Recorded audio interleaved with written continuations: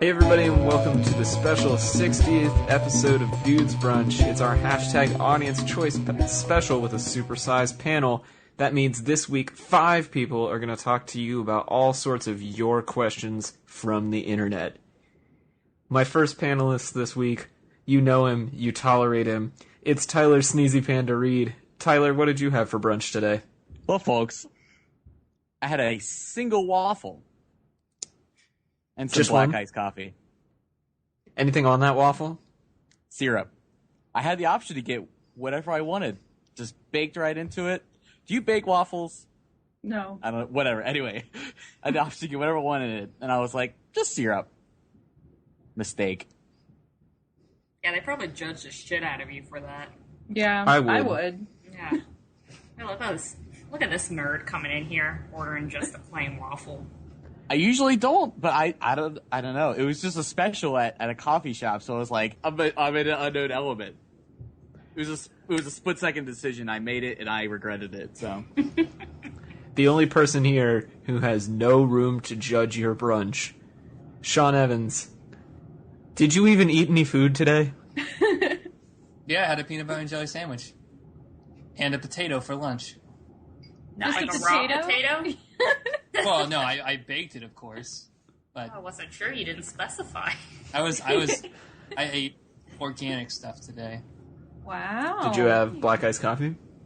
I didn't have any coffee today because I'm out right now. I forgot to get it at the store. That hashtag bachelor life. Can't be held responsible for my indecision to make decisions. She can't be held responsible for literally anything, which is why she has like 10 pets. It's Janet Ford. Janet, what did you have for Down to brunch 2. today? I don't think I ate because I got woken up at like 3 in the morning with probably the worst headache of my life. So my sleep schedule was all messed up.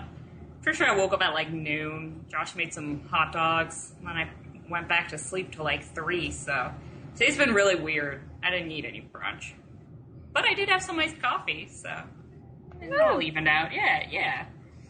You know, that healthy diet. I mean, I'm down with that.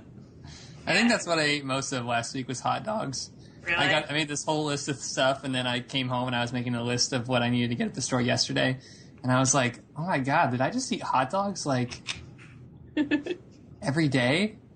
There was only 8 of them. Like, I couldn't figure out, like, how I managed to get, like, 5 days worth of food out of 8 hot dogs, but... Just cut them all in half. Where she's from, hot dogs are called bangers because, you know, they needed a more sexual thing about them.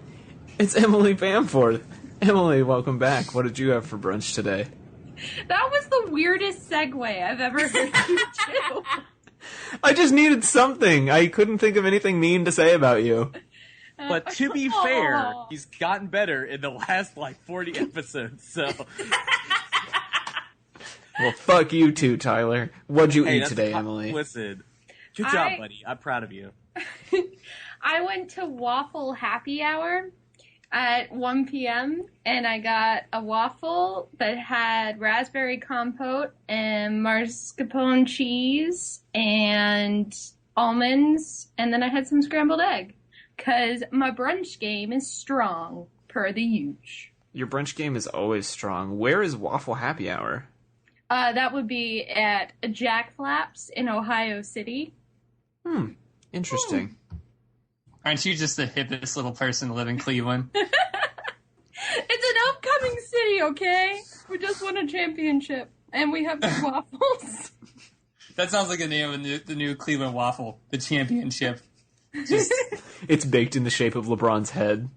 and it's full of chocolate chips. Well, I'm your host, Taylor Olmsted, and for brunch this morning, I had a fried egg and some toast and some coffee, which was just kind of average and uneventful, because my roommate and I, well, technically my roommate, but we got a grill today, and that was most of my day, was assembling the grill and then grilling things for the remaining meals of the day. So, yay, grilling! Not brunch related, still delicious. Well, like I said earlier, this week is a little bit different. We're going to be taking questions and topics from all of you who listen to the podcast. We've been collecting these over the past couple of weeks, and so we wanted to see what you wanted us to talk about, and we're going to start with a question from our hashtag team correspondent, Nathan Hampton. Nathan wants to know, how many times has Tyler said, shit, on the podcast. What episode number is this? 60. At least 60.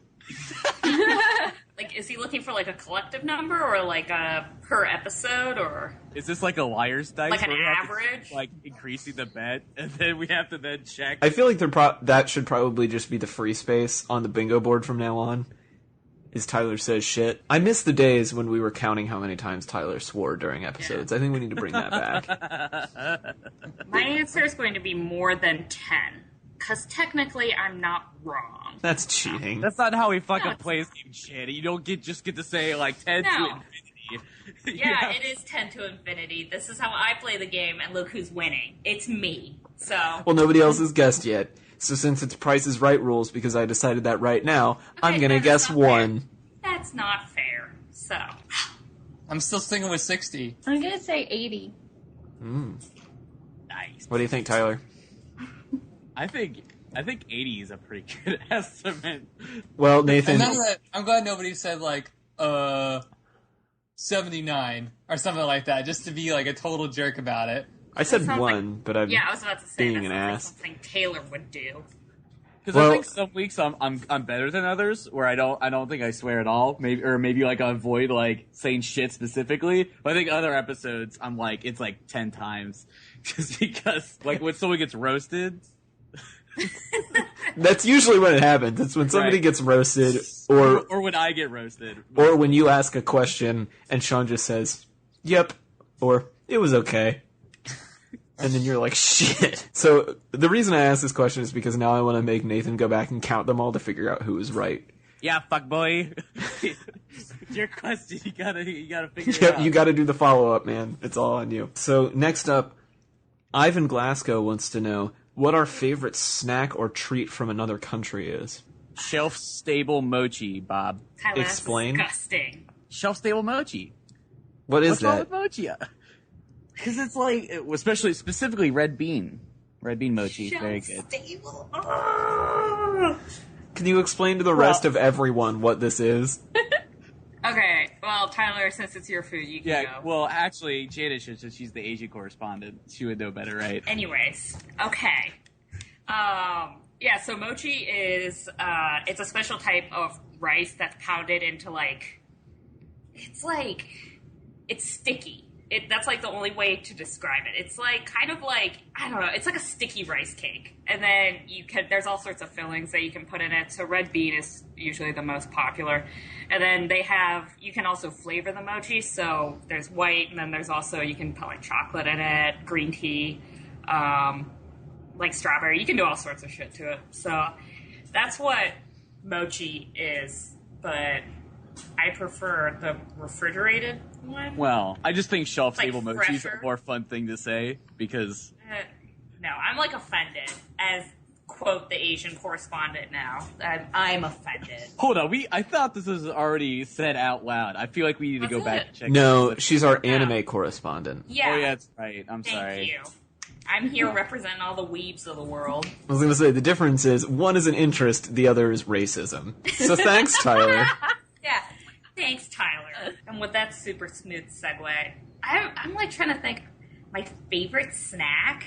It'd be something Japanese. Gonna have to be a little more specific there. I Tammy. know. Well, there's so many. They're all so good. Oh, okay. So there's these things that I'm pretty sure aren't even food. They're called umaibo, and they're literally like a stick, and it's like junk food. I'm pretty sure it's like cardboard, but they season it, and there's 70 different seasonings you can buy, and all of them are 10 cents each, even here. So is it sweet or savory? No, they're all savory. I think there might be some sweet ones, but some of them are octopus ball flavor, or you can get salad flavor, cheese flavor. What does salad flavored cardboard even taste like? The salad flavor in Japan is it doesn't taste like salad. It's salty, and I don't know what the underlining flavor is, but it's salty. Salad is my favorite, actually, because it's just really salty, and I'm pretty sure I legitimately don't think it's human food, but I'll keep eating them. It's gotta be beans on toast. That's what it's gotta be. Way to be British. Heinz beans on toast. Get some nice toasted sourdough. Get a big pat of English butter. You pour the beans on top. Delicious. How are those beans prepared? And what kind of beans? Heinz baked beans. He doesn't know what this is. He doesn't know. It's like a sweeter tomato sauce. It's not like the weird American baked beans. I can't eat American baked beans. But you put them in a saucepan and then you stir them and make them warm, and then you pour them on the toast. Hang on, what do you put them in? A saucepan. I'm sorry. Okay, I thought you said a sauce bin, and I was like, well, that sounds gross. Yeah, it's a gigantic bin that you just put on the stove. No. But no, beans on toast. It's the best. It sounds very high in carbohydrates. Everything I love is high in carbohydrates. I don't think there's anything wrong with that. Sean, how is this perplexing you? Yeah, like the look on your face right now. I don't know if I eat any international snacks. Are you How about just that going to stop Pocky dough? with eat? I don't. I'm trying to think. Like, Sean grew up on the 3 major food groups: Mountain Dew, Doritos, and ice cream. I can't think of any international snack that I eat on a regular basis. It's not that you have to eat regularly, it's like your favorite one. Like the one you would buy yourself as a little treat. Do you know where I live? Like, there's there is, like, I don't know, like, that's How what I'm about trying to some figure nice liquor, Sean? Yeah, international liquor totally counts. Okay, so Crown Royal, it's Canadian. Does that count? Is That that totally counts. Yeah, all right? good. Question over. I drink Tecate too, so there we go. Both sides of America. All right, Taylor. So my favorite actually recently changed. Last year when I went to India, I discovered this awesome dessert there called, I have to look up the name on my phone because I don't remember how to say it. That's a really long name. Gulab Jamun. I probably pronounced that terribly. I'll put a link in the show notes. But essentially they're like donut holes, but they're made with, the dough is like made with cream, so it's really thick. And then it's in like a cardamom flavored syrup. And so they're just like hot donut holes covered in really sugary syrup. And they're absolutely terrible for you, but they're amazing. And I just found them at the International Grocery Store in town, and I'm super stoked about it. That sounds lovely. It's pretty legit. Maybe it's only bad for you because probably people in India don't probably eat them every day on their way to like work because they can get like a drive-through. I don't know. I don't know how regularly they eat them. I just always assumed everyone else in the entire world knows what moderation is like. You're probably not wrong there. All right, next question. I was going to Yeah, say, God, are we let's done go. with that one? Yeah. All right. Here, I'll think of some weird questions. I've got good ones from when I have to meet new people in the office, and I like to make them uncomfortable, so I'll think of stuff. Oh, I've got one! Yes! Okay, alright. Would you rather have penis fingers or vagina hands? I've never asked anyone at work this, but that's a good question I that was I... about to say HR. Yeah, no. You. HR. Yeah, anyways. Penis fingers, vagina hands. And I'm talking like literal penises. Like they're just Now, question: Flat. Do you still have fingers? Your palms are just vaginas, yeah. or do you just have vaginas on the end of your wrists? Here it Do we is. I'll ask derive a pleasure professional from opinion. interacting with our vagina hands? Should they have fingers at the end of the vaginas or just vaginas at the end of the wrists? Okay, it's like a stub. It's like So a if I'm stub. like, Yeah, literally stub or penis fingers. And no, because that would be weird and uncomfortable. You're if like- you were just touching shit and you were like, no. No, it's just, you've got a perfectly functioning one downstairs, but Okay, I'm gonna go These are just- out on a limb here and say, penis fingers. The reason is because you need fingers to function in society. that's fair. Ditto. Yeah, you could just wear gloves over them. Yeah. Yeah. But they are flaccid most of the time. So they kind of flop I'm around. still going with penis fingers. Alright, I don't- fair. I would go with penis fingers too. I hate this fucking question. No, you don't. You ask for questions. I was told I was allowed to ask any question I wanted. I made that up just now, but that's my question. Tyler, you you're the don't- only one that hasn't yeah. answered. well, I already. So I can't get off with either of the things, right? No. I mean, then obviously penis hands or fingers because I can still use my hands. They're just dongles. Like, Oh, I agree. This- I agree. All right, this is a unanimous. All of us are in it together. Penis fingers for the For win. life. All right. I'm glad that together we've all created this bond.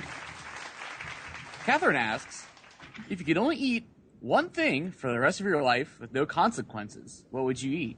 Pizza. Would you feel? Oh, no consequences. Yeah. Okay, question. So, do I? Well, No. variations on a thing are allowed, like white cheddar popcorn versus just butter. So then, Pizza. yeah, I'm going to be in a similar vein with Sean and say burritos, because you can put all sorts of shit inside of a burrito. Well, okay, I would say, to make it more specific, choose one, and then you have to stick with that burrito style forever. Okay, question. So when you say no consequences, Like, you're not going to get do you fat. mean? Well, no, I know that, but am I getting all of the necessary nutrients Yeah. out of that food? Yeah. Okay, because that changes my answer. If I wasn't getting all the nutrients, then I would either say salad or soup, because exactly, like, you can do anything with either of those. But if I could just eat anything and I would get all the nutrients, nacho cheese. Hell yeah. Just Just Proud nacho of me. cheese? Just for the rest of my life. You can have, like, nachos with it. You don't want, Yeah. like, any chips. Just the cheese. Yeah. IV of cheese. So Yeah. you're just gonna, like, be squirting nacho cheese into your Well, if I'm mouth? allowed variations, then I guess I could sometimes take chips, You can have any variation of that item, but you can only have that one variation forever. Yeah, just fuck me up. Let's just go with the nacho cheese in a bowl with a spoon. Oh, okay. No consequences.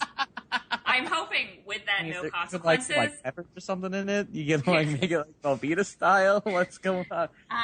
No, I want like the white queso from like Los Cabos back Okay, home. all right. That's it. Yeah, All right, and sounds by good. no consequences, I also hope that means no judgment from other parties, because that's what I want. Nope, I'm going to judge you for that.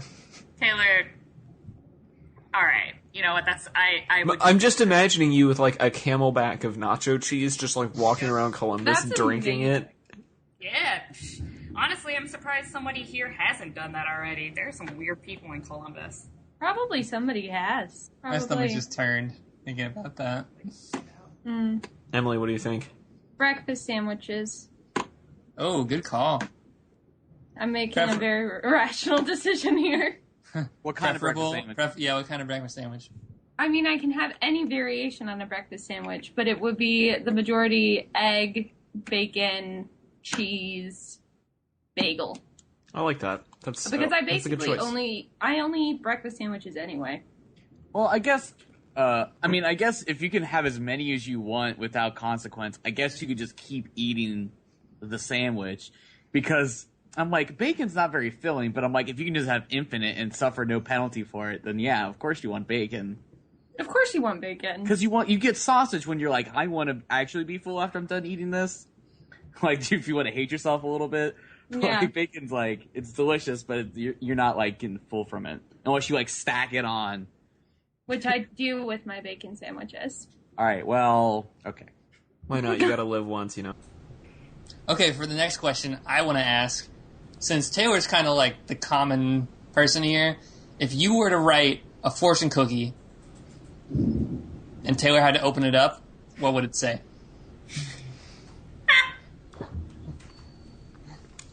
I would just say fuck you.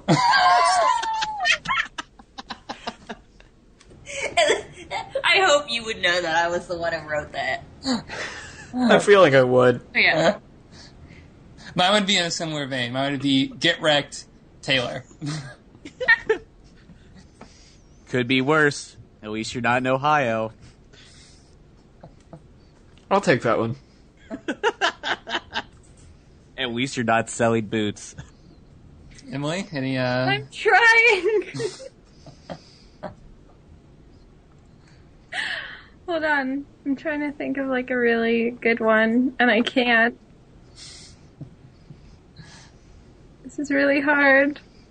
Oh, I know what mine would be. It'd just be Blink 182 is overrated. Oh. That one hurts. I think it's worse than the fuck you, to be honest. It kind of is. Well, if I had to write a fortune for any of you, it would all be Go the around the circle. No, it would all be the same fortune.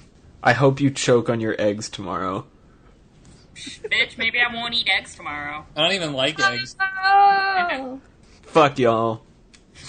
This podcast is over. That's what the Alright, fortune cookie bye. would say right there. Yeah. No, you're right. That's what it would say. It would say, fuck y'all, this podcast is over. Alright, so our next listener question comes from Ross. Ross wants to know what our feelings are about the 1995 film Showgirls. Never seen it. Seen it. It Hey- has that chick from Saved by the Bell in it. That's my only impression of it. So today when I was like thinking about it, I watched the scene from Saved by the Bell where she's like, "I'm so excited," repeatedly over and over and over again. Are we not getting this reference? Am I talking? I never to watched all? Saved by the Bell. Saved by the Bell is an important staple in American history. Says the British person. I got about an hour and a half into it because it turns out it wasn't on Amazon. I had to have a Stars account, and it's not on Netflix, and it's not on Hulu. Did So we you had to actually? torrent it You watched illegally. I started to because it took like half an hour for the fucking download. And so, I mean, I think I got just far enough into the movie, like, before, like, all the shit went down, because, like, everything was, like, going all right. I mean, listen, not a lot technically goes right in that movie throughout the entire thing, but no one had gotten raped yet, which apparently happens. So, but this movie's supposed to be, like, a satire, or maybe it is. People don't really know, and it's, like, kind of, it's supposed to be one of those movies that's so bad it's good. And I'm like, I mean, it's kind of like a train wreck. You just kind of, I was like engaged. I was like, okay, these people are all really rude to you, but you're also rude yourself. Let's see what happens next. So I mean, I don't know. I just, it seemed fine. That's generally my impression, having caught like clips of it on TV but never actually watching the whole thing. It seems fine. It seems campy. It has Emily's mid-90s crush, Kyle MacLachlan, in it. What? It does? Yeah! You didn't know that? No, I have to watch it now. I'll watch anything with Kyle MacLachlan in it. If you're wondering why Emily has a crush on Kyle MacLachlan, go back and watch Force Fandom. It's all on Woo. YouTube. It led to me checking Kyle MacLachlan's Twitter every morning. I'm not lying. That's a thing that I do. Every morning? He's so nice. He like says good morning and talks about coffee and like it's so nice. It's a great way to start the day. I think that is the most pure and innocent thing I've ever heard on this podcast before. Yeah, that's probably true. That's precious. Janet and Sean, you haven't seen Showgirls, but do you have any thoughts about it? What is Showgirls? Yeah, like I was like, I've never seen it before. Is it a good movie? It has like a 19% on Rotten Tomatoes. Oh, well then never mind. Okay, Yeah, my only thought is that I probably won't watch it. Sorry. but what are our shot? what are our thoughts on literal Showgirls? They're just trying to make a living. Good on them. Yeah. You know, you do what you gotta do. Their costumes are nice. Yeah. They don't get treated very well, but I can't touch my toes, so I envy them. yep. Or like when they do a leg kick. Mm-hmm. Actually, I've got a pretty mean leg kick, so never mind. Okay. I can do it. You want to see it? First ever showgirl on Dude's Brunch. No, I won't. I'll probably pull something. Or kick your dog. No, Oh, he's no. cowering. He's cowering by Dad right now, so yeah. I'm sure she's very scared. Tyler, how do you feel about actual Showgirls? It's just a shruggy emoji. I mean, what do you want me to say? It's erotic entertainment that I don't particularly feel like watching. Wait, what type of showgirls are we talking about? Are we talking about like the whatever Rockettes? Yeah, that's what I was Well, thinking I mean- about. Yeah, or are I we mean, talking the movie like? involved. The movie's like Vegas Showgirls. Yeah. Like with the feathers? Yeah, with the feathers and everything. Oh, yo, I would love to wear that costume. It's a great costume. Kick thing. Yeah, that'd And be the sweet. kick thing. And the kick thing. So those sorts of things are like surprisingly common here in Atlanta for some reason. They're like surprisingly proud of their gentlemen's clubs and things like that down here. And so I didn't really have any thoughts on showgirls and the like until moving here, and now it's like this weird thing that's all over the city that I don't participate in at all. But it's strange to just drive by them in like pretty nice neighborhoods and you're like, "Oh yeah, that's apparently a thing." Are they strip clubs or because showgirls Both. and strip clubs are, yeah. Yeah, there's a little bit of both. Oh, interesting. Good on you, Atlanta. Why not? Alright, so our next question in a similar vein comes from Ivan. Ivan wants to know what our favorite movie is that is a remake and why we prefer it over the original movie. I took a moment to pick out some of the best remake movies. Those being Ocean's 11, King Kong, Sweeney Todd, The Thing, and War of the Worlds, to name a few, that were on Rotten Tomatoes' best remakes. But nobody cares about Rotten Tomatoes, we care about what you think. Well, I was just providing some baseline, because I'm sure no one researched for this shit. Ooh. Damn, girl. What We if I was... didn't- I What at if least tried to watch the movie. What if I was just like the Karate Kid with Will Smith's child in it? Like, I feel like I haven't, because I don't watch a lot of movies, I feel like I haven't seen, like, I'll either see the remake, but I won't see the original, or I'll see the original, but not the remake. I don't know if I have an answer for them. Maybe Godzilla, maybe? I don't know. I didn't see the remake. I just saw trailers for it. Yeah, I have no idea. I'm really bad with movie questions. I've seen, like, 8 movies in my entire life. I'm quickly Yeah, I don't know. scrolling. So, for me, my favorite remake is probably Hitchhiker's Guide to the Galaxy. The one with, I can't think of his name now. Martin Freeman as Arthur Dent. I like that one a lot more than the cheesy, low-budget BBC one from the 80s. I think they just got better actors for it, and it was a lot more fun. Still not as good as the book, but a lot better than the original movie. There was a remake of Psycho? What an idiot. Yeah, that doesn't seem like the best decision. Yeah, I don't know. Yeah, I'm gonna have to say what Sean doesn't know. Well, did you like any of those movies I listed off then, Sean? I don't know. I have to look at them again and see which... Ocean's 11, King Kong, Sweeney Yeah, Todd, that was... Yeah. The Thing, War of the Worlds. War of the Worlds is terrible. But I like Sweeney Todd, and I liked Ocean's 11. I've seen both the original and new King Kong, so that'll be my answer. Just because you've seen them both, not because you liked one or the other? I'm trying to think. I mean, I actually enjoyed the original more, mostly just because I was, like, fascinated that, like, people at the time thought that this was, like, a real fucking creature that was, like, gonna come over and destroy New York. I was like, look at it, it's so shitty, but, like, people were legit freaked out about it. So that's, like, whenever I think about that movie, that's all I think about, is, like, being, like, super enthralled with it as a child. So I guess that one, just because it stayed with my heart more. But the new one, I don't know, I enjoyed it for what it was worth. It was a cinematic experience. So yeah, I'll go with that one. The Force Awakens, am I right? Hey, yeah, so I gotta go.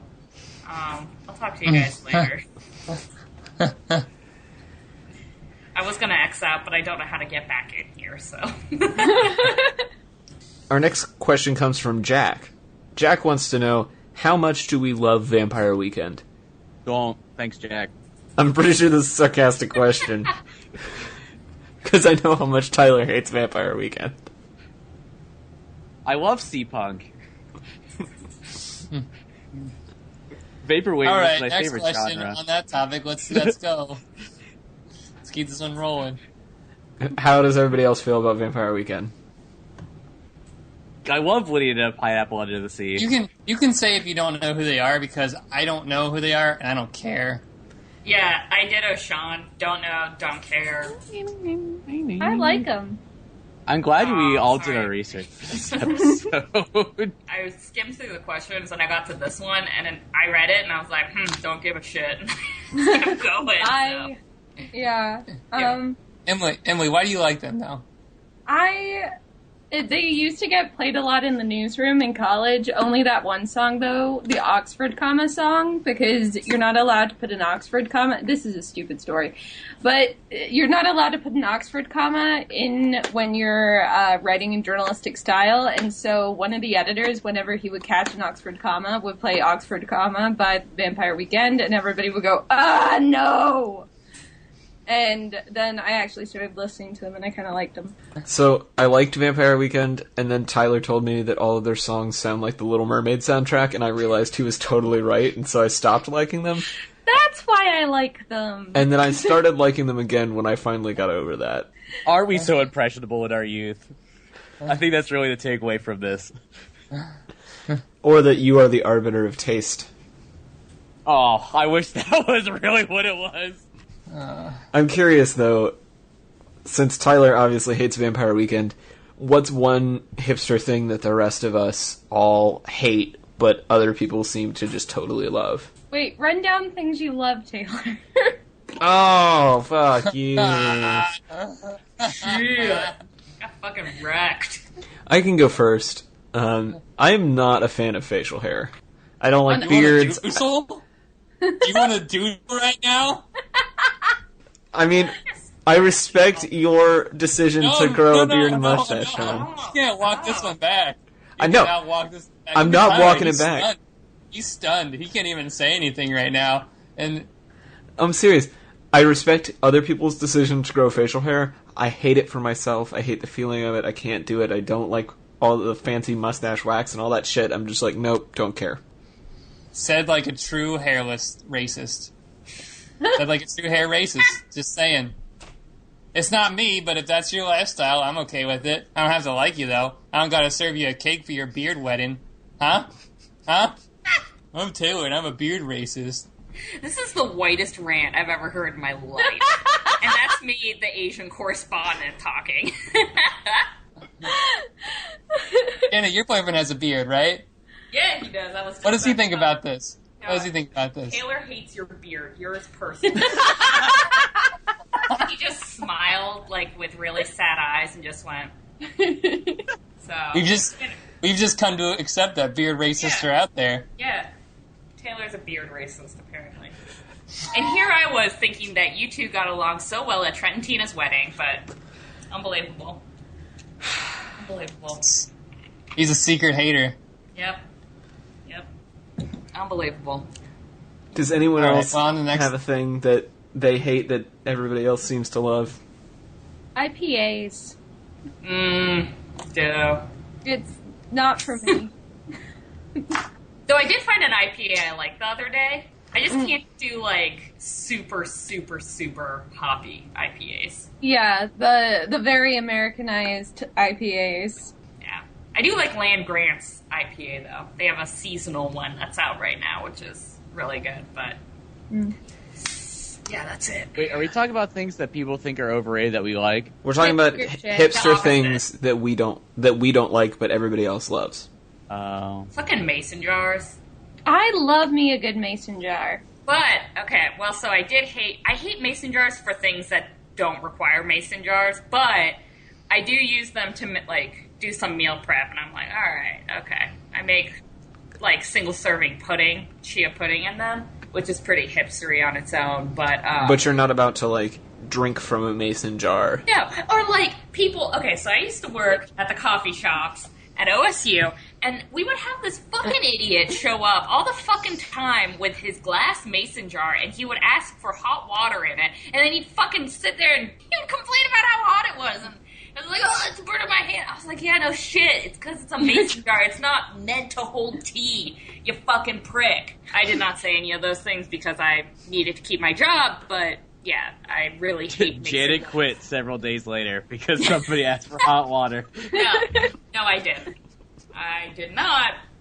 But I had this really bad habit of just filling, like, I hate it when there's a lot of space in your cup. So I would always, like, not overfill, but I would fill it pretty high. And he stopped coming by, I think because I filled it up too high and, like, he didn't have enough space to hold it. So if anything, I was able to stop that hipster from at least frequenting my location. So You're doing God's work. I know. I'm doing little miracles every day. But yeah, so I really hate that. I just feel like a hipster after this one. Sean, Your whole house is like beard oil and mason jars and Vampire Weekend. And IPAs. I'm just like, I looked over at one point and Sean was out of frame, and I was like, oh no, he's just left. Just walk off set. oh, I hate folk revival. Nah. Yeah. It's already that come way. and gone, Sean. Oh no. The It's Lumineers here. are going strong. It's straight up Oh. here. Well, that's because Munford fucking blew it. That's true. Choked under pressure. Artistic integrity. What happened? Mumford and Sons aren't a folk band anymore. Munford, Oh. Is there any reason you hate folk revival, Sean? It's bad music. And that is the only reason you need. I guess that's fair. Tyler, what hipster shit do you hate? I don't fucking know. Tyler, we're not moving on until you answer the question. I don't fucking know. Give me just throw some things at me and I'll tell you. Bernie Sanders. Fix gear Right. bicycles. Fuck you, Fine. Sean. Make America Great Again hats. I mean that's good, ironically, but I'm sure you would get killed for that. But it's Music festivals. it's fine, acceptable. Electric Forest. Small batch local artisan goods. Great, I love it. That means I have a job. Okay, that's fair. Backpacking Just through saying. Europe to find yourself. Great, Toy love it. candles. If I had more money, I would do it. So Tyler's the ultimate hipster, is what we're saying. Basically, yeah. Am I just agreeable? I think that's really more of what I am. I don't think I'm like It's agreeable. We're gonna kind of Look, paint Tyler, this just picture like let the he's not. salt, just let the hatred flow through you like the rest of us, okay? Yeah, yeah. How about this? Non-categorization.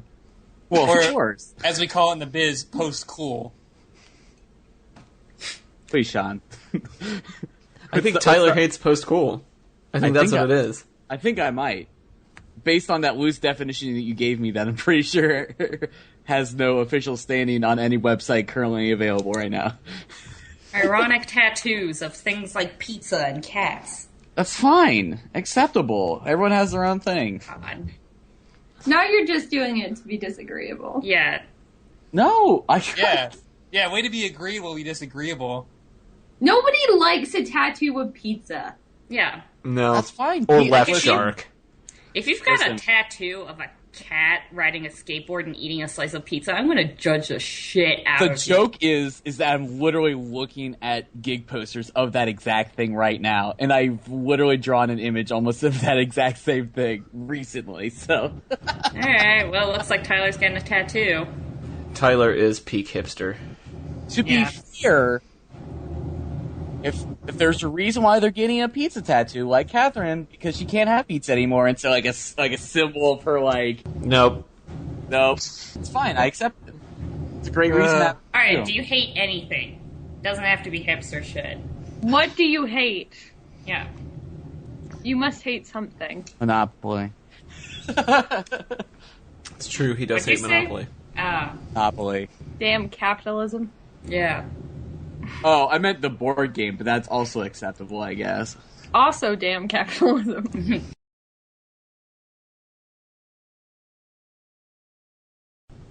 Alright, so our next question comes from Nathan once again, who wants to know, do you have a dedicated playlist of your old emo music or music from high school? And if so, how often do you listen to it? I actually purged most of that, actually pretty recently, like probably 2 months ago. But what remains of it is not a dedicated playlist, but sometimes it comes up when I'm shuffling, and I usually skip through it, but so not frequently. And also I got rid of most of it. Sorry, buddy. I don't have a playlist, but I definitely have the used on my cell phone. And sometimes I just need to get in touch with those feels. So Feels though. just listen on the train, going to work, leaving work, just get some feels on. It's all right. I was never really that emo, surprise, but like I have an early 2000s throwback playlist that I like made a couple weeks ago, and it's amazing, and it's got like hip hop and R&B from the early 2000s, and also like Hilary Duff and Evanescence, and it's just like a weird thing that I listen to basically every day in the car. It's nothing like a little remix with Ignition to get you up in the morning. You're the best, Emily. I'm just imagining you going to work listening to Remix to Ignition, and then coming home from work, like, crying and listening to Evanescence. That's not too far off of what actually happens. Aww. So I do have most of my High School Music still. I don't have a dedicated playlist to it, but it does just kind of come up on shuffle sometimes. And like Sean, I skip it most of the time. But every once in a while, I feel like I need to listen to whatever, like, Fall Out Boy or My Chemical Romance song came up on shuffle. Like, oh yeah, that was a thing. And then I move on and listen to something else. Well, my iTunes, I don't think I've actually actively used it since around the end of high school. So it's pretty much a time capsule for all the things I used to listen to. But I've moved on to Spotify because I'm a digital person. I live in the cloud. That's fine. I do not have a playlist. I did not. I do now. I made one. I spent like an hour this afternoon making one. I'm not really a person that kind of like goes back very much. So it was kind of nice to kind of go back and find some of that stuff.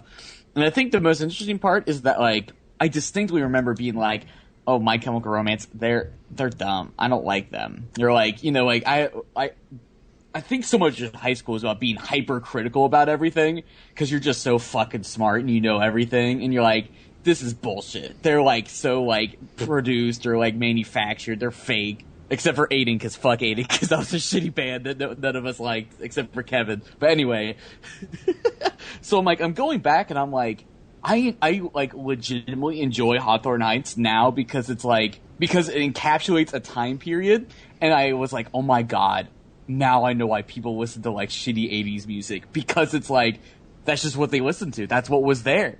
That's just was their childhood, or like even further back. So it's just like So what you're saying is that aging is a bitch and you no longer understand popular music. I don't know if I no longer understand popular music. I think there's definitely a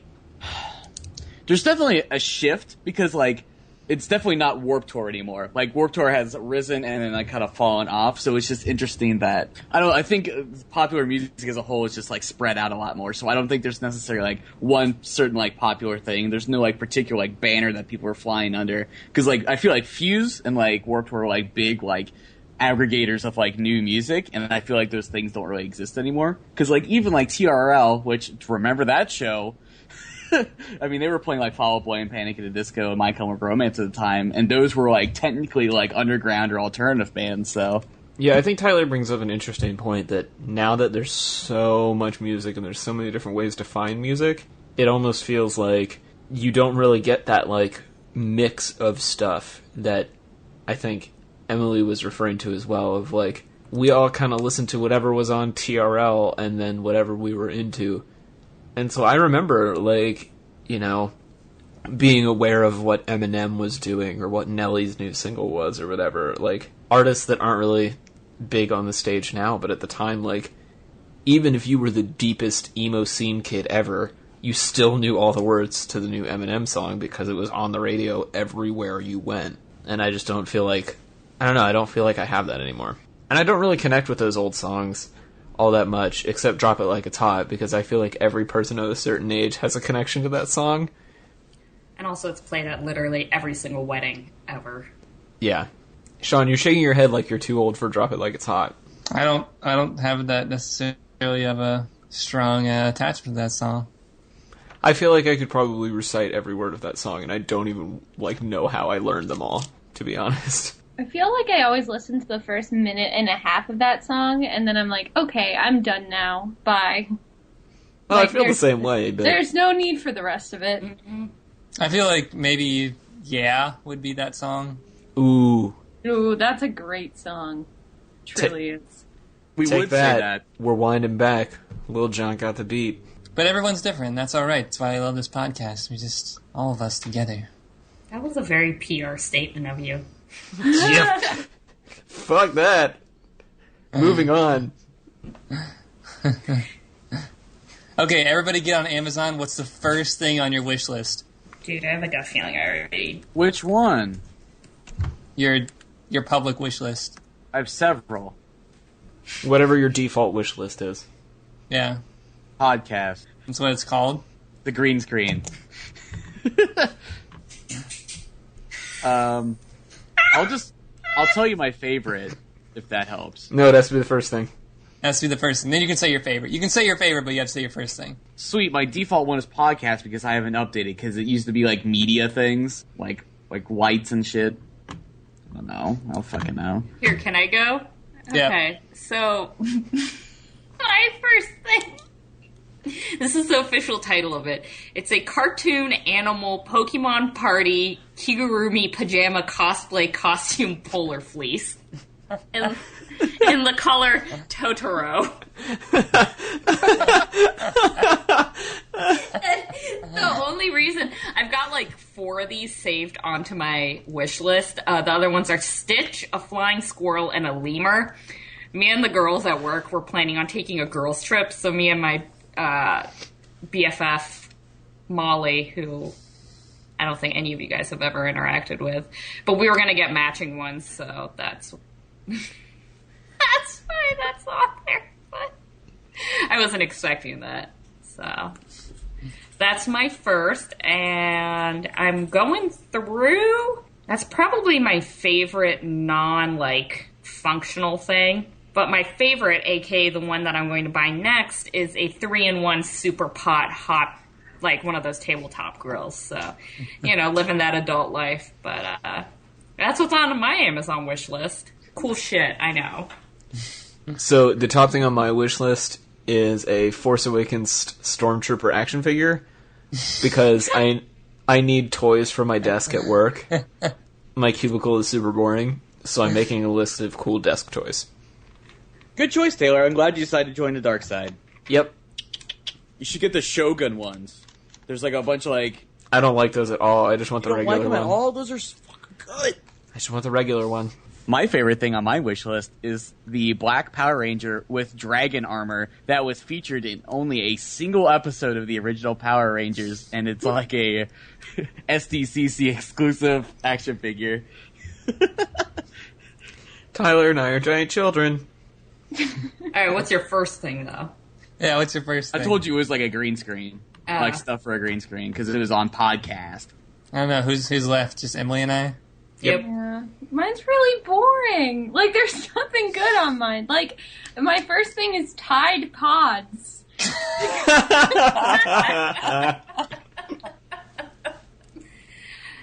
Well, that just means that, your life is a lot better put together. Emily likes laundry. Others Yeah. of us spend our days looking at toys, and Emily thinks about where her life is going. Yeah. It's the kind with Febreze in it. Does that make it more spicy? What's your favorite thing on your list? There's a Wi-Fi copy maker down there somewhere. That's fun. Yeah. As everybody now knows, Emily has her shit together, and others of us are just kind of coasting along. She barely deigns to be on this podcast. She's like, oh, if I can fit it into my schedule. Mine is a book, and it's by Brad Warner. You probably have read his books before if you know me. It's his most recent book, Hardcore Zen, Punk Rock, Monster Movies, and the Truth About Reality. I've yet to read it. Wait, And Hardcore Zen is on your list? Yeah, it's a second one. It's a second down. I thought I borrowed your copy of that book. No. Yeah, no. There's a second one now. Oh, there's a Hardcore Zen too? Yeah, there's a Hardcore Zen too. Oh, sweet. And then probably, because I am super nerd, and the one that I have the most on here is this Dutch book called Die Not Had an End. And it's about the Swiss art of rock. It's a rock history of Swiss bands. That sounds legit. Oh, wow, so The only problem is it costs $45.40. I have my favorite, at least, book on my list right now is America's Urban Future, Lessons from North of the Border, which is all about how we should be looking at cities in Canada when we're building new U.S. cities. And it's $40, and I really don't want to spend that much on a book that I'm going to read once. Oh my god, you guys are so It boring. must be so hard. Seth wants to know, are there any musical collaborations that you would like to see in the future?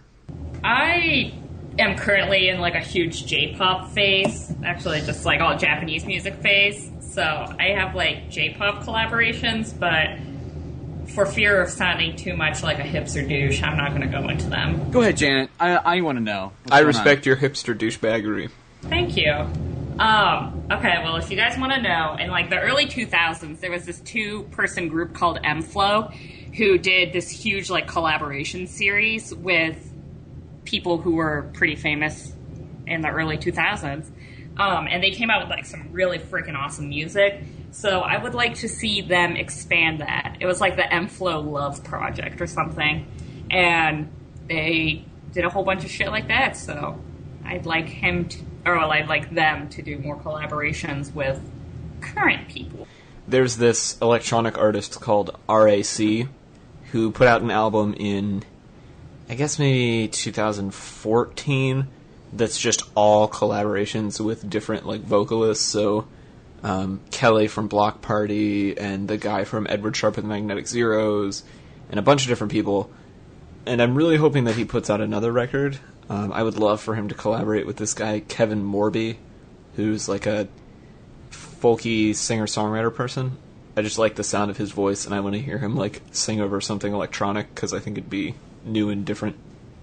My previous answer actually happened a couple weeks ago. I really wanted DJ Shadow to do a beat for Run the Jewels, and that happened, and it's on his new album that came out this Friday, and it's freaking sweet, and I'll link to it in the show notes. I can't think of a collab, but I think one that I didn't know I wanted, but I do now. I'm happy that existed. Is Anamanaguchi and Hatsumi Miku. Let's do it. I'm ready. Nobody. Weeb. Yep, that's right.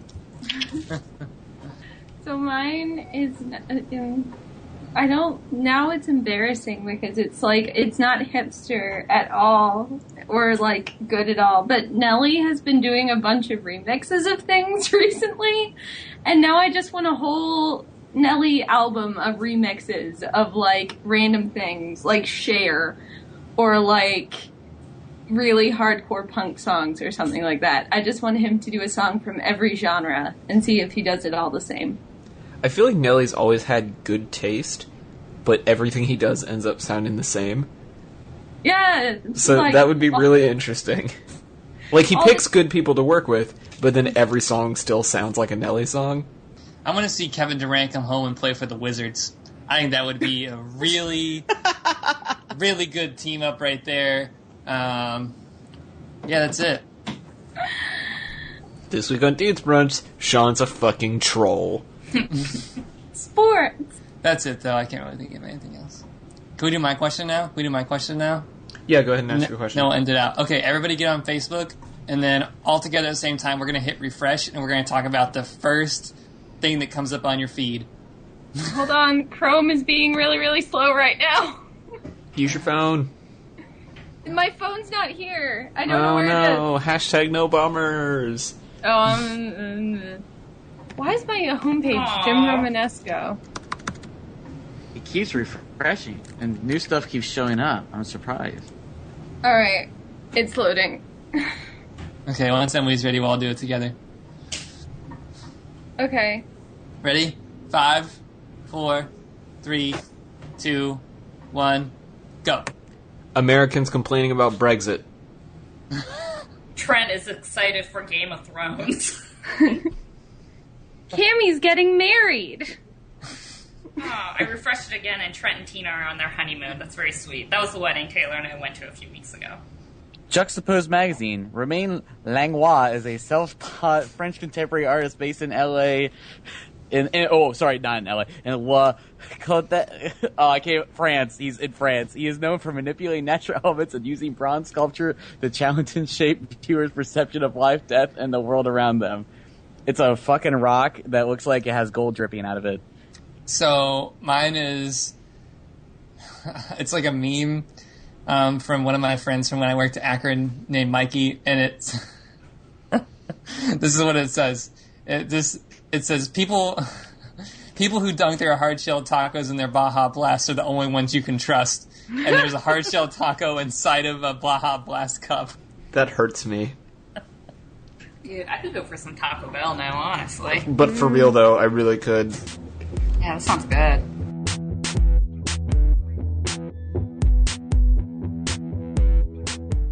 At this point, we've done some listener questions. We've taken some questions for the panel. Now it's time to let the gods of the internet decide what we talk about. We are all going to pick a random Wikipedia article and explain it for the class. Everybody ready? Yep. Yep. 3, 2, 1. I I got- like mine. Yeah, I'm gonna hit mine again because I got the Nawagazi Railway Station, which is located in Pakistan, and other than that, there's literally no information. So, gonna hit another random article. I got 2011 to 12 La Liga, which is the 81st season of the top-level Spanish Association football competition. Oh, I That's literally not racist. have That's a nothing to spicy say. meatball. So I also have nothing to say. I got Valea Kopaluli River, parentheses Topa. The Valea Kopaluli is a tributary river of the Topa River in Romania. Yeah.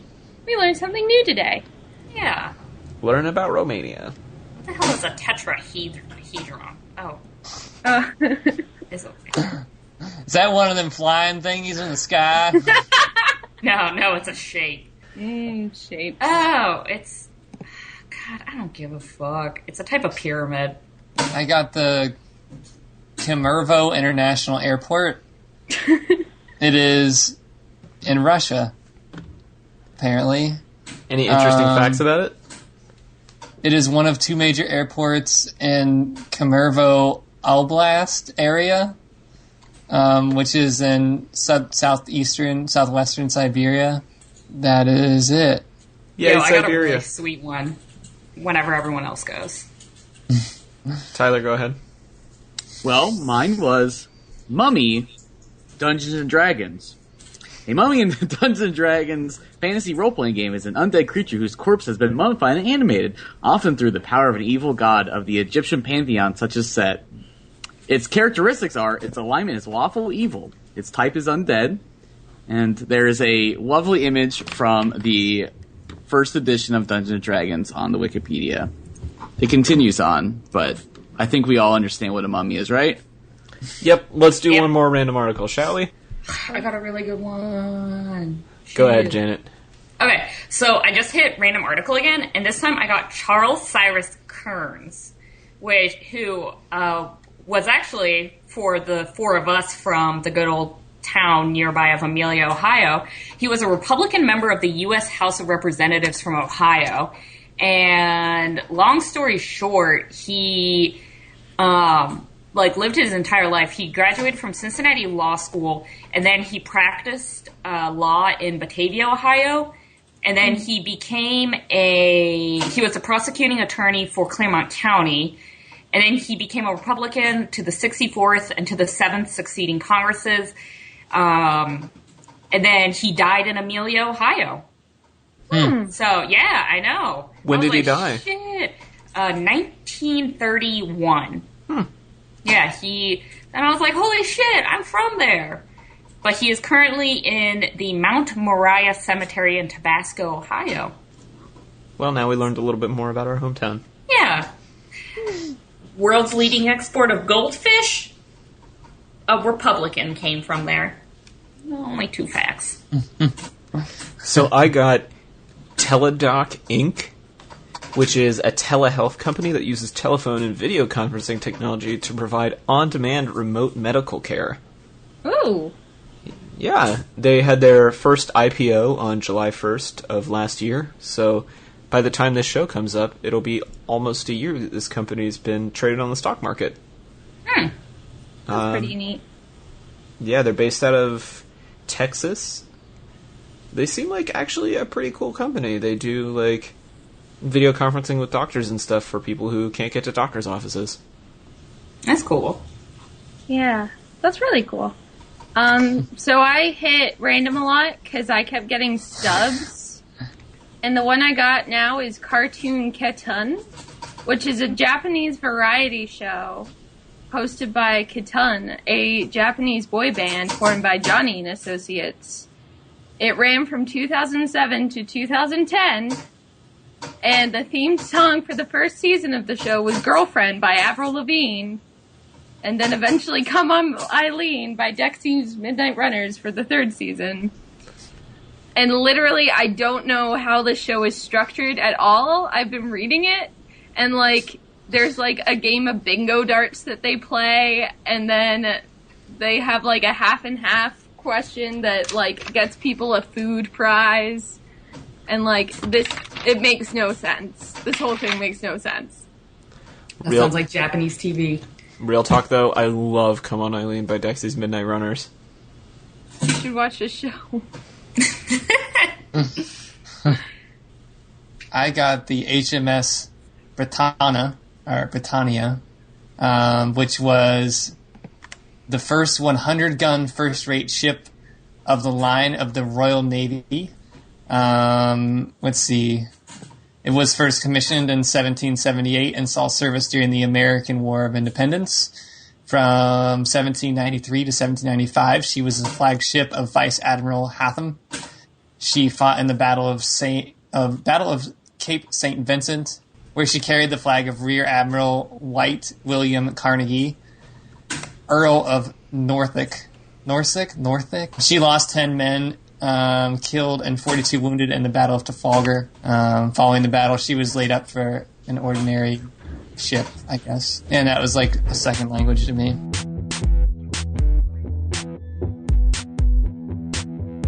Alright, so to finish it off, we're going to play a game to get our last question. We're going to pull our question from Chuck Klosterman's deck of Hypotheticals, 15 Questions for Insane Conversation. Basically, this is a deck of cards that all has a bunch of stupid questions on it, and we're going to answer one of them as a group, or we're all going to answer it and judge each other for how it answered. So, I'm going to pick a card at random. Alright, this card is titled Forever 75, and it goes like this. You celebrate your 75th birthday in good health. As far as you can tell, you are a spry, relatively normal 75-year-old, and this condition does not seem to change over time. When you celebrate your 80th birthday, you look and feel exactly as you did on your 75th. When you hit 90, you look and feel 75. On your 100th birthday, you realize that most of your friends are now dead or dying, but physically, you are the same independent person you were 25 years ago. You hit age 110 with the same results. Every year you are celebrating a new birthday without physically evolving beyond the age of 75. Doctors have no explanation for this inexplicable stasis. How old would you have to be before you would start to seriously consider that you are immortal? Like 74? No, I'm kidding. Janet's already like, fuck it, I'm never gonna die. Yeah, actually, Josh and I have had this conversation before about the singularity, so Josh is planning on never dying, but I don't know, I feel like at about 110, like if I still felt like I was 75, I'd be like, but I feel like at 110, I would like stop caring. I'd be like, just take me already. Yeah, this sounds like my own personal hell, to be honest. Like all your friends and loved ones are dying, but you can't do anything about it. Yeah. At around 110, I would start considering my options. Yeah. Actually, at around, 100, I would start considering my options. Yeah, like, how immortal are we? Like, immortal as in, like, we'll never die a natural death, or, like, immortal as in, like, I could shoot myself in the head and the bullet You probably wouldn't die. I don't think you Naturally. know. Okay. But I think it's reasonable to assume that if you just shot yourself, you'd probably Like, die. Alright. Yeah. I feel like at about 100 and, like, what's the current record at? What's the oldest person? 123? Something like that. I would wait until, like, 156, something that I'm sure nobody would be able to top, and then just call it a day. I think I would just switch gears. I'd just go do something else, you know? Like, Go back to school. I'm like, man, I'm like 95 and I'm still feeling pretty good. Well, if I wasn't already in like good shape, I'm like, well, I might as well just start training. Might as well start getting swole. You know, But yeah, like. But you still feel morbid, 75, like... Yeah, Yeah, but like, my grandma was in real bad shape at 75. Like, yeah. like that could potentially be a bad thing as well. I don't think I want to be stuck at 75. Yeah, maybe like 43. I mean, it's a shitty age to be stuck at because that's, you know, you kind of start to lose like some stability. But I mean, like, if you never get older than that, and like, I don't know, I feel like if you treat yourself right, I feel like if you like diet really well and you just make sure you like exercise and you like keep going, I feel like you could be okay. Yeah, I guess there's too many hypotheticals, because now I'm wondering, if you're 75 and you took real shit care of yourself, and then at age like 95 you're like, oh shit, like I should probably take better care of myself. I mean, if you keep feeling the same way you were at 75, like can you improve on that? Or are you just perpetually just That's in a interesting. shitty state? Right, so if you're like a pack-a-day smoker, Yeah. until you realize you have this like immortality thing and you stop smoking, you'll probably still feel like Yeah, like you you've can't smoked your fix whole yourself. life. Though there's a limit for that on the card, right? Because it says you're in perfect health. Yeah, pretty it does much. say you're in perfect health. But it's going to remain consistent. I guess, Thinking yeah. too hard. I don't know. I agree with Janet and Emily that I think 110 is about when I would start to notice. I would probably get a little bit curious around 100, but by 110, Yeah. like, you're securely outliving everybody you know, Yeah. and that's gotta be strange. You gotta pick an age, Sean. I mean, how soon would I like figure out when I'm like, well, I guess I'm not dying? Probably when you watch your grandkids die, whatever. Oh, that's That sounds about right. yeah, that's I mean, true. I don't know. Like that sounds terrible, but like, Probably I mean, what is true. it? A tragedy if you Yeah. outlive your kids. But I mean, if you outlive your grandkids, I mean, you're probably like really in existential crisis at that point. Like, Yeah, because you've got like what great grandkids at that point. That's Right. pretty intense. That is the logical answer. It's also the most depressing one. I mean, if Slipknot becomes classical music, you're probably too old. How cool would it be, though, for, like, your great-great-great-grandkids to know their great-great-great-grandfather or grandmother? Yeah, and like know that they're gonna outlive me. I think that would probably fuck with them as much as it fucked with you. Yeah, I don't know. I don't Maybe as an artist, I'm just like, well, now I just don't have to like cash in all those like decades of like learning. I can just finally just get really good. I'm like, great, I'm good now. I'm a master of my craft. I can keep being a master of my craft. this is a pretty sad topic. I don't think it is. I think it's. Well, Yeah, like, Tyler's the imagine how optimist many of the dogs group. are gonna outlive. Ugh, I just looked at my dog and I got really sad. I'm gonna outlive like 1 million dogs. That's a lot of dogs. Great, they'll all be loyal and faithful companions till the end, and you'll experience hundreds of them. You'll get to That's experience so sad. them as the species evolves as a whole. Imagine how many hamsters I'm gonna outlive. You could do anything. You could just like, well, I have like a bunch of money because I've just been living forever. I'm like, let's just start breeding some stuff. You know, let's just go into let's just make a farm and, you know, like live with Yeah. animals. I'll perfect my craft. I'll make sure hamsters live longer than 3 years. That'll do. That'll be my life's work. Heartbreaking. I could learn how to paint, could learn how to carve, sculpt. Fuck it, I'll just start making swords. I'll whatever, I got time. Yeah, I'll just write a column and go live on a beach. Journalism works really well with, like, that kind of Immortality. thing happening. Yeah. You're anonymous online, they'll never know how old you are. Exactly. I'll just swap out for a whole new panel of young 20-somethings to put on a podcast. That sounds like the beginning of a horror movie.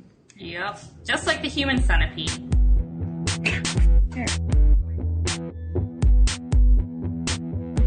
All right, so our final question, also from Hypothetical, is called Canadian Football Future, and it goes like this.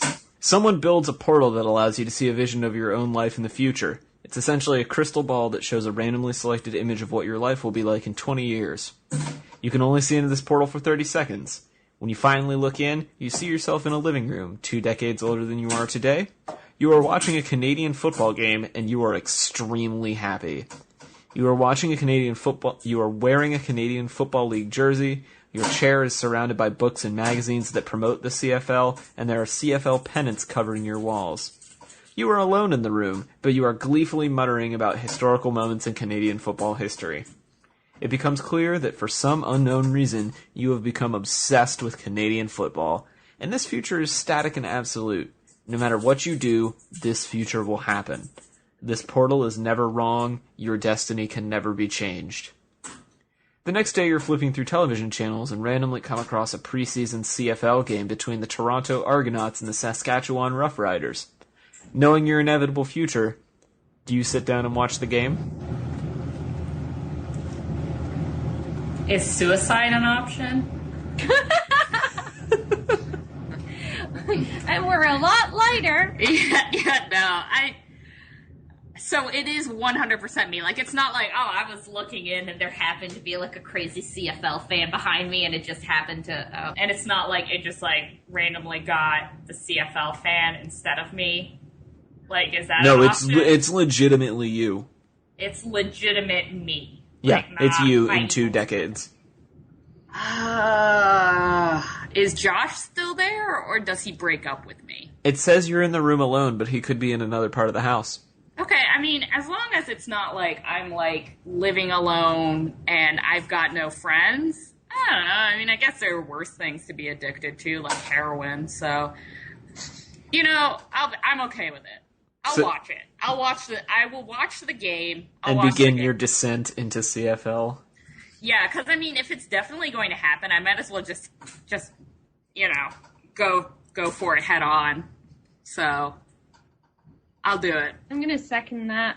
That makes a lot of sense. Yeah, like, if I'm working on it for longer, too, I might have more of a sense of how to manage it. So, Yeah. it's all about being self-aware, man. Yeah. And I feel like if I took 20 years to get to that state, would be significantly easier for my friends and family to accept than if I tried holding it off and then I became like that in the span of like a year. Yeah. Yeah. Yeah, I don't that's. understand why this is a bad thing. I don't think it's a bad thing at all, but I think Janet's right. I think if you know it's going to happen, you might as well ease your way into it, because then you can kind of, like, make it seem logical to people who didn't look into this weird future crystal. I don't know. Yeah. Well, and like, for me, I think it would be really weird. And you're right, like, you know, like, if one of my more sports-loving friends suddenly did that, like, I wouldn't think anything of it.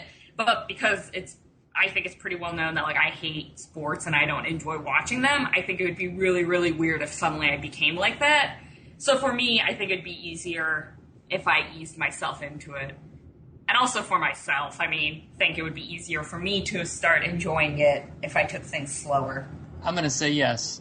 And I'm going to shape this thought by believing that because my fandom is so exciting, that I'm surrounded in this room full of stuff that I'm clearly excited about, that something good is going to come from this. And not something bad. So let's just assume in my scenario that maybe while I'm watching this, my wife at the time comes in and says she's pregnant with a child, and this child ends up being making it to pro football in Canada. And I'm so excited because I get to see this is my kid's first game. There you go. That's a nice angle on this question. I like that, Yeah. Sean. Yay! So I'm gonna be down for it, because you look at it and you look at what you know about it. It's clearly good. It's not like, you know, you're sitting down in your basement and, you know, like your brother falls down the stairs and dies or something. Like, You just are enjoying just- a game of football. right, you're enjoying it. Like, and you know a lot about it. So clearly you've researched and you've studied this. And I think, like, when I know people that do this, it's generally because they either really love the game, which seems to not be us right now, but it will be in the future. So something like really personal happens with it. And I'm going to go ahead and say that you have a child that plays for the insert random team here. Oh, and you're like The Toronto following his Argonauts. career? Yeah, Oh, the that's Toronto. sweet. And like, I like you know, that. they're just out of college and they're just trying to make it in the bigs and just living their dream, and you just want to be there to support that. You're just a good parent. Yay! You're just following their career. Oh, I like that angle. Like you don't have I to be a like big that. sports fan. You can just support your kid, support your family. I like I that. like that. All right, drop the mic. All What do you got, Tyler? I mean, I casually watch competitive online video games, so whatever. I could get used to a sport. That's fine. Well, that was a boring non-answer.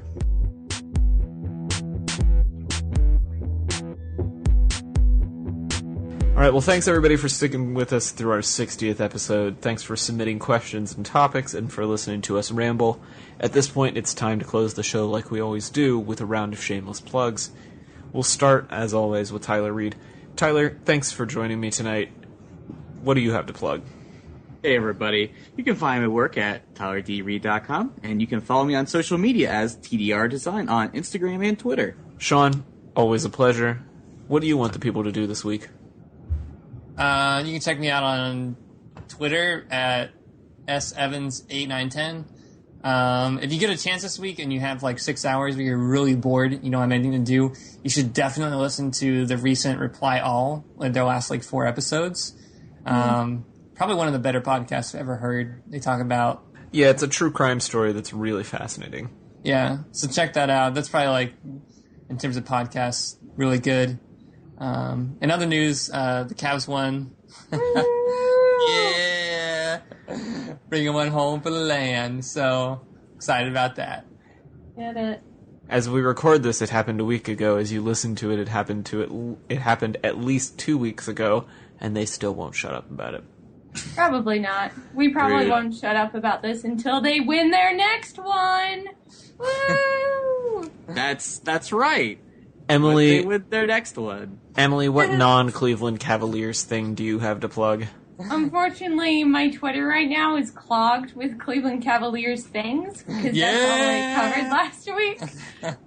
But you can follow me for hopefully less Cavaliers related things coming up at Emily M. Bamforth on Twitter. And Taylor and I are starting up the second season of Forced Fandom this month, so look out for that. What are you forcing Taylor to do? Gilmore Girls. Yeah. I am so Yeah. not excited about this. Already, I've gone into the Reddit community and asked them how I should structure it, so we'll see how that goes. Has he said anything stupid? Like, does he think that Gilmore Girls is like a all-girl music group or something? Just so we can repeat it all the time on the podcast, like it's an inside joke that everybody now knows. We haven't done that first Okay. impressions episode yet.